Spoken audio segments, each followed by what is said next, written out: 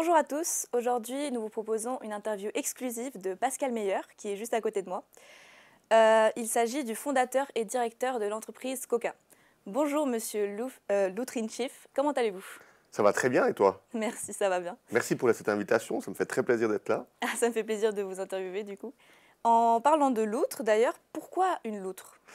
Ou pourquoi une loutre? Alors la loutre, on l'a choisie comme animal totem parce qu'un jour, j'avais mon frère qui revenait des scouts et puis il Mhm. était passé au rang de loutre. Ça m'avait fait beaucoup rire. Puis Ah, quelqu'un m'avait une fois écrit pour dire ah mon colis est en retard et puis j'ai dit ah je suis désolé, c'est une de nos loutres qui était un petit peu à la bourre et puis du coup ça a fait rire les gens puis on a dit bon, on va garder cet animal totem qui nous porte chance et puis qui est plutôt positif. Donc on a toujours tout brodé autour de la loutre puis ça a toujours bien plu.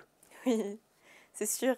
Et pourrez-vous nous expliquer un peu le concept de Coca pour les téléspectateurs qui ne connaîtraient pas? Bien sûr.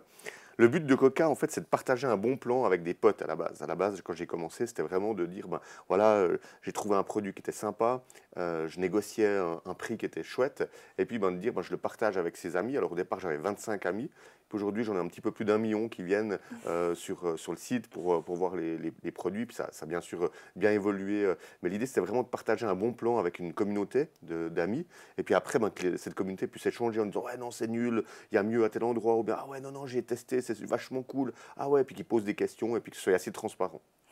Ah bah oui, 1 million d'amis, ça fait beaucoup quand même, hein. Hein, Et c'est une idée assez surprenante, Coca. Il n'y a rien sur le marché qui ressemble à ça.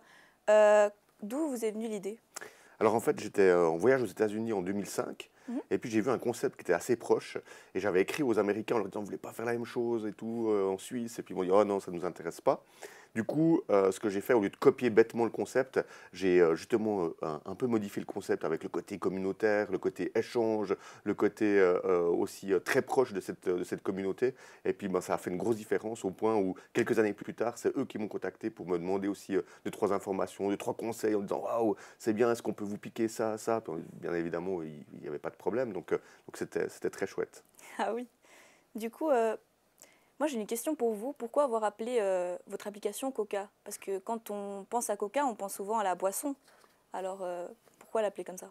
Alors en fait, pourquoi est-ce que je l'ai appelé comme ça? C'était plus pour me marrer, Oui. parce qu'il fallait que je trouve un nom qui était facile à retenir. Et puis comme tu dis, ben, nous on est tous habitués plutôt à la boisson. Mhm. Donc je m'étais dit, et si on renommait en fait, et puis on faisait en sorte que au lieu que ce soit une boisson, ce soit autre chose. Alors j'avais pris QOQA, mais tu vois en français, avoir deux lettres Q qui suivent comme ça, enfin, c'est pas très... je veux dire, c'est pas le truc hyper logique, Non. quoi. Donc, ce que j'ai fait, c'est que j'ai acheté toutes les extensions. Donc, je disais aux gens, tu vas sur coca.ch, puis les gens, ben, il y en a qui tapaient COCA, KOK, QOQA, enfin n'importe comment tu l'écrivais, ben, tu arrivais directement chez nous. Et puis ça, c'était assez marrant parce que ben, ça permettait d'éviter de devoir dire aux gens, va sur QOQA. Ils étaient automatiquement redirigés sur le truc et ça me faisait marrer de faire ça et puis de faire un truc qui soit un petit peu décalé. Ah oui, c'est une bonne idée, hein.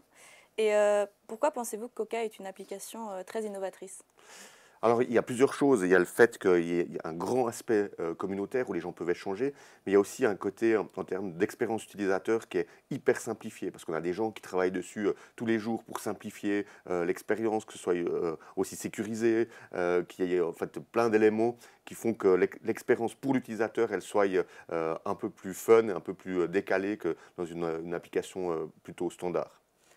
Ok, d'ailleurs, vous parliez de justement qu'il y avait des personnes, etc. Comment est-ce que vous gérez tout ce personnel? Alors nous, on a une méthode de gestion qui est un petit peu différente de certaines autres sociétés, c'est qu'on travaille avec une méthodologie qui s'appelle l'holacratie. Mhm, Puis dans l'holacratie, ben, tout le monde a le pouvoir de faire des changements. Donc n'importe qui rentre dans mhm. l'organisation, ben, il a le pouvoir de pouvoir s'exprimer et puis de faire changer quelque chose s'il a envie. Et pour nous, d'avoir justement une gestion un peu horizontale, où il n'y a pas vraiment un boss qui décide et puis tout le monde qui exécute, ben, ça nous permet d'être vachement plus fort. Et puis, ben, tu vois, quand tu échanges avec quelqu'un, ben, par exemple, moi, j'apprendrai certainement beaucoup de toi, et Mhm. puis toi, tu apprendras aussi peut-être un peu de moi. Donc, l'idée, c'est vraiment de dire tout le monde peut apprendre de tout le monde. Et puis après, ben, il faut trancher, bien évidemment, mais au moins, ça permet de pouvoir avoir dans des cercles, nous, on travaille sous forme de cercle, ben, des gens qui peuvent aussi être force de proposition, peut-être des gens plus introvertis, ou des gens qui sont hyper compétents, mais qui ont peut-être un peu plus de peine à s'exprimer. Donc, chacun peut avoir son espace pour s'exprimer, et puis ça permet d'aller rapidement à l'essentiel, mais ça permet aussi de pouvoir permettre à tout le monde de s'exprimer et de faire évoluer la boîte dans le bon sens. Ok, du coup, votre entreprise se base surtout sur la communauté. Alors, elle se base sur la communauté, mais à l'interne, elle se base vraiment sur l'humain, quoi. Oui, Pour nous, le plus important, c'est finalement chaque personne qui... Toi, tu peux travailler, par exemple, en logistique et puis te dire, mais attends, ça joue pas. Mais tu as la possibilité de pouvoir dire, non, mais attendez, il faut qu'on change ça. Tant que c'est dans les valeurs de la boîte, ben, tu peux le faire. Et puis que c'est en ligne avec la vision de la boîte, ben, tu peux y aller. d'accord. Et il y a eu le Covid il n'y a pas si longtemps et ça a impacté énormément d'entreprises, surtout des petites entreprises. Oui. Et comment est-ce que ça vous a impacté, vous? Alors nous, c'était très problématique parce qu'au début, ben, on était tous confinés chez nous. On ne savait pas si on allait devoir fermer parce que ni les fournisseurs pouvaient livrer. Enfin, c'était assez complexe. Donc ce qu'on a fait, c'est qu'on a dit, ben, de toute façon, on est chez nous. Mettons en place peut-être justement une plateforme pour aider les petits commerçants. Donc on a mis en place une plateforme pour aider les petits commerçants. Puis après, on a demandé l'aide justement de sponsors parce que nous, on n'allait pas pouvoir tout payer nous-mêmes. Et puis on a eu la chance d'avoir justement le groupe Mutuel qui nous a aidés et encore une autre assurance qui était la Vaudoise. Et donc nous trois, en fait, on a mis nos... Alors, ils ont plutôt fait un apport financier. Puis nous, on a fait un apport financier et humain en développant une plateforme qui permettait justement de soutenir les petits commerçants. Puis après ça, on a été contacté par le canton de Vaud qui a dit oh, mais c'est génial ce que vous avez fait, on pourrait faire la même chose que pour le canton de Vaud. Alors après, on a développé une autre plateforme que pour les artisans du canton de Vaud. Et puis là, on a pu générer plus de 100 millions d'aides, toutes plateformes confondues, pour les petits commerçants et puis les aider dans cette période difficile. Et puis en parallèle de ça, ça on ne le savait pas au moment où on a décidé d'aider tout le monde, ben, il s'est avéré que les gens ne pouvaient plus aller en magasin. Donc le business du online est aussi monté très très fort. Donc on a aussi eu une croissance pendant cette période de Covid. Ok, oui. Et justement, maintenant que le Covid il est passé, est-ce que votre entreprise a baissé un peu?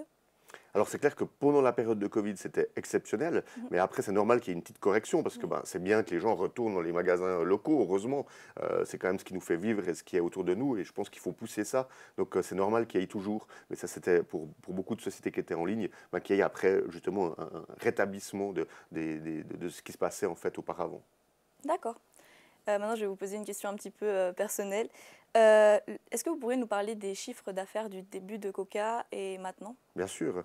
Alors, le tout début de Coca, ben, quand on commence, tu vois, quand on démarre une société, ben, tu fais des choses, tu ne sais pas vraiment ce qui se passe. Puis on avait fait un chiffre d'affaires la première année de 400 000 francs. On était là, waouh, c'est génial et tout. Et puis en 2010, on était à 10 millions de francs de chiffre d'affaires. On était là, waouh, c'est taré et tout. Et puis ben, l'année passée, en 2023, on est arrivé à 165 millions de francs. Tu vois, donc ça permet de voir un petit peu l'évolution qui va aussi avec le nombre de personnes. Tu vois, en 2010, on était peut-être 12 personnes. Là, on est en 2024 et en 2024, là, on est 230 personnes à peu près chez Coca. Ah oui, ça fait beaucoup. Ça fait pas mal, ouais. Et Coca met en place des projets assez surprenants. Je prends exemple sur le Picasso que vous Oui. avez acheté. Qu'est-ce que ça représente, ces projets pour vous? En fait, c'est des projets qui sont très communautaires parce que tu t'imagines, tu peux donner un accès à tout le monde, d'avoir un Picasso, un bout d'un Picasso qui t'appartient. Et puis je trouve que c'est des choses qui sont vachement chouettes parce que ça permet de pouvoir rendre l'inaccessible accessible. Et puis ça, je pense que c'est aussi une des missions de Coca, même si on est là aussi pour aider d'autres types de métiers, de pouvoir avoir justement cette possibilité de dire, ben attends, qu'est-ce qu'on peut disrupter, qu'est-ce qu'on peut faire de différent. Et puis ben, le coup du Picasso, c'est génial, parce que ça a permis à plein de gens de pouvoir avoir un bout du Picasso, puis d'aller dans les musées où il est exposé, puis arriver avec ta carte, puis dire, oh, je vais voir mon tableau et tout, machin, comme si c'était vraiment ta propre collection. Donc Oui, on trouvait ça vraiment chouette. Et après, bien sûr, on ne s'est pas arrêté là. On a aussi créé une expérience digitale autour du tableau qui était un peu différente de ce que tu as quand tu vas dans un musée normalement, où ça peut des fois être un peu, je dirais, basique. oui. Ben là, l'idée, c'est que tu puisses d'un coup swiper ta carte, puis qu'on te dise, ouais, bienvenue, machin, etc. Puis qu'il se passe des trucs, tu puisses zoomer après. On avait un écran à côté, tu pouvais naviguer en 3D, voir les différentes couches, tu vois. Donc c'était plus fun que de juste aller voir un tableau, puis te dire, ah, c'est monstre cool, et puis repartir, quoi. Oui. Et le principe de Coca, c'est donc aussi les comptes à rebours que vous mettez d'une heure à une autre. Oui. D'où vous est venue cette idée? Alors l'idée, c'était de dire, comme on ne veut pas casser le marché, l'idée, c'est de faire des offres qui soient très éphémères. Donc elles sont limitées en fait en temps, et elles sont limitées en quantité. Mais l'idée, il n'est pas de venir puis de dire, ah ouais, on va vendre moins cher que tout le monde pour casser le marché. Non, ça dure pendant 24 heures. Puis une fois que le délai il est passé, on renvoie les gens bah, dans les commerces locaux ou bien chez le fournisseur normal, etc. Donc c'est juste de pouvoir faire, je dirais, une action pendant une durée qui soit vraiment limitée. Et puis ça permet aussi de créer un certain dynamisme et puis un rendez-vous différent sur la plateforme. Oui. Et du coup, quels intérêts ont les entreprises à vendre sur Coca des produits qui sont moins chers? En fait, le gros intérêt qu'elles ont, c'est la grosse visibilité qu'elles peuvent avoir. Imagine-toi si tu lançais un nouveau produit. Tu te dis, ah ben tiens, je vais lancer un nouveau vernis à ongles, par Mhm. exemple. Et puis tu te dis, ah ben c'est chouette, alors tu dois créer, tu vas peut-être acheter ta publicité, puis il faudra que tu cibles les bonnes personnes, etc. Ça va te coûter assez cher. Peut-être qu'en se disant, mais attends, peut-être que je peux proposer mon produit sur une plateforme comme Coca, qui va me donner beaucoup de visibilité pendant 24 heures, et en plus de ça, les gens vont acheter mon produit, donc ce sera des testeurs. Donc je pourrais avoir des feedbacks après sur comment fonctionne mon produit, donc j'aurai des ambassadeurs. Donc je dirais c'est une façon de faire qui permet en fait d'aller plus loin pour les marques et puis de faire un test. Vu que ça dure que 24 heures, bah, on ne casse pas le marché, on le fait vraiment pendant 24 heures. Puis après, on revient au prix normal. Puis les gens disent, ah, j'ai loupé le truc, c'était quoi la marque? Puis après, ils vont directement sur ton site, ils commandent et du coup, ça te fait connaître et ça permet vraiment de passer une étape différente. Ok. Et pourquoi j'ai remarqué que vous avez mis les comptes à rebours qui commencent à 20 heures. Oui. Pourquoi à 20 heures et pas à 12 heures par exemple? Alors en fait, on a deux rendez-vous. On a un rendez-vous à 12 heures Ah, et puis on a un rendez-vous à 20 heures. Celui de 20 heures, il est plus historique parce qu'au départ, il commençait à minuit. Puis après, on nous a oui. dit, ah, vous n'avez pas le droit de bosser après minuit. Donc on l'a déplacé à 22 heures. Et puis là, on l'a déplacé à 20 heures il y a quelques semaines, enfin, en début du mois d'avril. Donc c'est tout frais. L'idée, c'était de dire, bah, comme nous, on n'a pas envie de rester debout non plus jusqu'à pas d'heure, donc on s'est dit c'est plus simple de le mettre à 20 heures. Mm. Et puis on a sondé aussi notre communauté qui nous a dit ah ouais, ça serait cool un peu plus tôt, comme ça je peux aller me coucher aussi plus tôt. Donc voilà Oui. pourquoi on a mis à 20 heures. Mais ça, c'est un petit rendez-vous. On a un rendez-vous qui est beaucoup plus grand, qui se trouve justement à midi, où là on Oui. a plus d'offres qui démarrent à midi. Ok. Et d'après vous, qu'est-ce qui a contribué à la réussite de votre entreprise? Alors, il y a plusieurs choses. Je pense que le premier élément, c'est la communauté, la force de notre communauté. Tu vois, le fait que tu sois sincère, que tu répondes quand les gens te critiquent positivement ou négativement, que tu sois là pour répondre, ben, cette authenticité fait que les gens, ils ont une certaine proximité aussi avec nous, malgré le fait qu'on soit en ligne. Donc ça, c'est un truc qui a permis de contribuer à la réussite. Et puis, l'autre chose, ben, c'est les gens qui font la boîte. Tu vois, le fait d'avoir des collègues qui soient au taquet tout le temps, qui soient aussi dans un bon mood, qui soient là, qui trouvent des idées, qui disent « Ah, mais attends, on pourrait faire ça comme test, on pourrait proposer ça. » Puis la communauté, je suis sûr qu'elle voudrait ça comme nouvelle fonctionnalité, etc., etc. Tout ça mis bout à bout, et puis l'énergie que tu dégages aussi comme ça quand tu fais ce type de projet-là, fait que ça contribue au succès de ta boîte. Ok. Et où est-ce qu'il est votre bénéfice économique dans tout cela, vu que vous vendez des produits qui sur le marché sont plus chers à un prix assez surprenant, disons? Alors l'idée, c'est il y a plusieurs choses, il y a plusieurs façons de travailler. Il y a des marques qui nous disent, écoutez, nous on va vous payer tant, puis on veut que vous vendiez à tel prix, puis ben, pour nous c'est sécurisé, parce que si on vend une pièce ou 1000 pièces, ben, on sait qu'on a sécurisé un montant.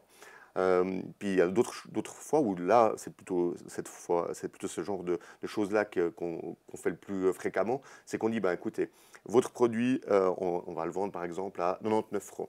Ben, c'est important qu'on ait une marge sur le produit. Alors on se met d'accord avec la marque, mais par contre, si on n'en vend que 20 pièces, ben, on n'aura eu que 20 fois la marge qu'on a définie sur le produit. Par contre, si on en vend 2000 pièces, ben, là, ça sera plus intéressant pour nous. Donc on prend aussi une partie du risque. Donc c'est vraiment une marge sur le produit au moment où il est mis en vente. Ok. Donc voilà, après vous avoir entendu, on comprend que Coca mise tout sur la communauté et l'innovation. C'est quoi la suite? On va vous trouver bientôt aux États-Unis, en Allemagne, en France ou même en Suisse allemande. Et c'est quoi les prochaines innovations que vous prévoyez? C'est une très bonne question. Alors pour répondre à ta première question, notre souhait à nous, il n'est pas de nous développer hors des frontières suisses. Je pense qu'on a encore beaucoup de choses à faire comme il faut Mhm. en Suisse. Donc tu l'as cité, la Suisse alémanique pour nous c'est un gros projet. On a mis maintenant une équipe en place sur place du côté de Zurich. On est en train de développer beaucoup de choses pour montrer aux Suisses allemands que ben, les Romands ils savent aussi faire des trucs cool. Oui. Donc ça c'est une des choses. Et puis les prochaines innovations qu'on a, c'est de travailler en fait sur ben, des projets qui puissent permettre d'être un tout petit peu plus, si tu veux, durable dans l'approche. Parce que c'est le e-commerce, c'est quand même assez critiqué par le fait que ben, quand tu commandes quelque chose, tu vois, ça fait des allers-retours, il y a des produits qui viennent de l'étranger. Enfin, il y a plein de choses à ce niveau-là. Et chez nous, on a une philosophie, parce qu'on a aussi je dirais une équipe qui est relativement jeune, donc qui est aussi assez sensible justement au défi de la durabilité. Puis on se dit, ça serait chouette que Coca, et je pense que c'est le parfait candidat pour ça, qu'on soit l'exemple exemple, pour les autres e-commerçants, pour les gros e-commerçants qui disent « Ah, mais si Coca, ils arrivent à faire ça, puis qu'ils ont un tel impact, eh ben, nous, on devrait pouvoir s'inspirer de ça. » Donc, on aimerait devenir un exemple sur cette partie-là. Et puis, eh ben, du coup, il y a plein de choses qui sont liées à la durabilité, qui sont vachement cool, comme par exemple la location des produits, ou de les acheter, ou plutôt le fait de mettre en lien la communauté pour qu'ils puissent se prêter des produits. Ça, je trouverais génial. Ou bien la possibilité, peut-être toi qui as acheté un produit, de pouvoir le revendre à d'autres de la communauté si tu ne l'utilises pas assez. Donc, l'idée, c'est vraiment de pouvoir allier les deux choses. Et là, je pense que c'est un gros défi qu'on a. D'accord. Et on pourrait peut-être avoir l'impression que l'idée de Coca arrive à sa fin. Est-ce que vous pensez des fois à vendre votre entreprise et à faire un autre projet? Alors, la chance que j'ai, c'est que je peux faire tous ces projets-là dans Coca. Donc, pour moi, c'est vraiment une très bonne chose de pouvoir développer en fait à l'intérieur. Donc, toutes les idées qu'on a, on a un petit hub d'innovation. On soutient aussi des startups. Enfin, bref, moi, je vois aussi beaucoup d'entrepreneurs. Donc, on peut tout faire ça dans Coca. Donc, j'ai pas franchement l'envie de vendre, même si je pourrais certainement le faire. On a déjà eu beaucoup de propositions, mais c'est pas quelque chose qui m'intéresse en ce moment. Ok. Donc voilà, nous arrivons malheureusement au terme de notre interview. Merci beaucoup d'avoir répondu à mes questions et je vous souhaite une très bonne suite dans votre entreprise. À bientôt. Merci beaucoup, à bientôt. Well, now you know.